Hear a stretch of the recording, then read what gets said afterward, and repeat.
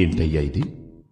మిమ్మల్నే నా పేరు తలుచుకొనగాని ఏ పని మొదలుపెట్టరు, కాని నన్నే అవమానిస్తున్నారే. అందరూ కలిసి చేసుకునే పండుగని చివరకు తిట్టుకునే దండగలా చేశారే. మా అమ్మ నన్ను పసుపుతో చేస్తే మీరేమో దాన్ని కాస్త ప్లాస్టర్ ఆఫ్ పారిస్ లోకి మార్చేశారు. నాకేం రంగులు కావాలని అడిగానా? మట్టితో చేస్తే వరాలివ్వనన్నానా? వేదాలలో నన్ను బ్రొటనవేలంతా చేస్తే చాలని చెబితే మీరేమో మీ చిత్తం వచ్చినట్టు నా ఎత్తు పెంచేస్తున్నారు. నాకు నాతోటే పోటీ పెడతారా?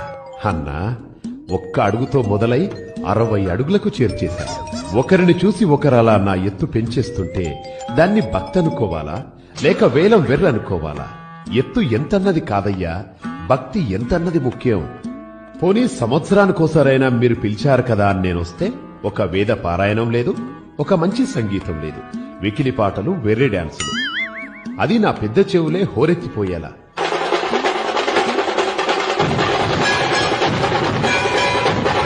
పాపం నా మూషికడు ఆ పాటల హోరికి పారిపోతున్నాడు కూడా. ఇక చుట్టుపక్కల జనాలైతే రోజు అష్టోత్తరం సంగతి ఎలా ఉన్నా మీ గోలకి తిట్టదండకం చదువుతున్నారు. అవును, నాకు లడ్డూలిష్టమని ఎవరయ్యా చెప్పారు?